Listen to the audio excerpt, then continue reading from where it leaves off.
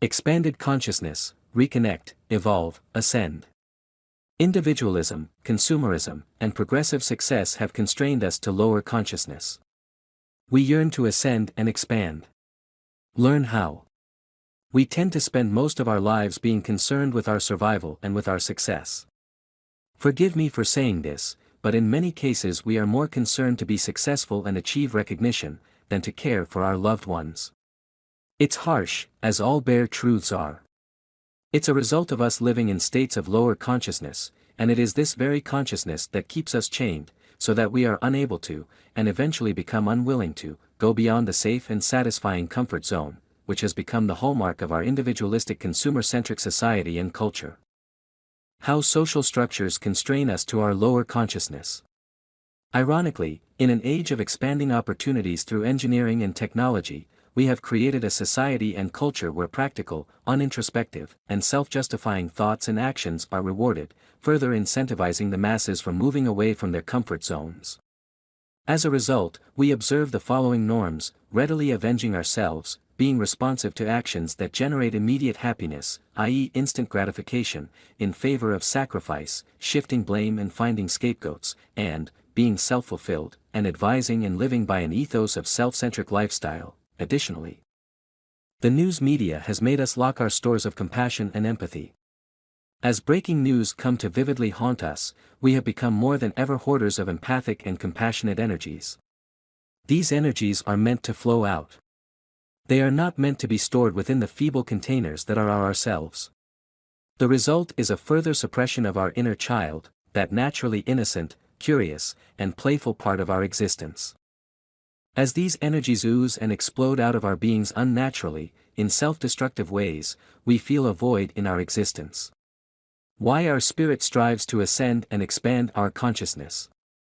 As our souls evolve, our spirits and our minds crave to journey and ascend to our expanded consciousness, or higher consciousness. Is it not true that now more than ever, spiritual quotes, motivational speakers, and people who have moved through hardships inspire us and emotionally move us? Why? Because kindness and empathy and, in turn, kind and empathic words have become powerful for us. We have tried to filter them for so long that at times even small doses change us. And we yearn for those small doses. Because our spirits are meant to expand and to evolve, forcing our consciousness to expand every once in a while. It occurs when we loosen our hold on our egos, pride, self-justification, and our fear of being seen vulnerable, because of being kind and empathic towards others. And as we do, we transcend to a less biased and more universal perspective. This is the expanded consciousness. This is the state where our minds move beyond its primal, self-centered, cravings. As a result, we are able to think of others in an expanded manner, bearing our stores of empathy and compassion and, in turn, making ourselves open to self-sacrifice. What we experience when we reach our higher and expanded consciousness. Within expanded consciousness, we are able to see that other people's behavior are driven by their own individual circumstances, which they are in no position to share with us.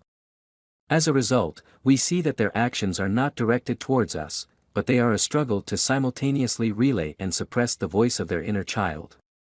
When we ascend to the higher consciousness, we realize the loss of conversation that these people are experiencing with their inner child, one who is now voicing out its hurt and pain. When we realize that, the actions of others, individuals and masses, no longer become a thing that exists to hurt us, but it is a voice, a calling in public for someone at a higher level to realize their suffering and come to aid them. As we reach the precipice of the higher consciousness, we see not a cliff withstanding the abyss of fear, hurt, and cynical aggression, but rather another lighthouse capable of guiding a fleet of lost souls. There, we simply regain our natural ability to understand the distress behind the callings, wailings, and actions of the people around us, instead of how they are affecting us. At this level, we are able to understand that the appropriate response to our humanity is not to mirror reactions into actions, but rather to allow them to see empathy, kindness, and love. Operator, if you like our article, give conscious reminder a thumbs up, and help us spread love light. Operator.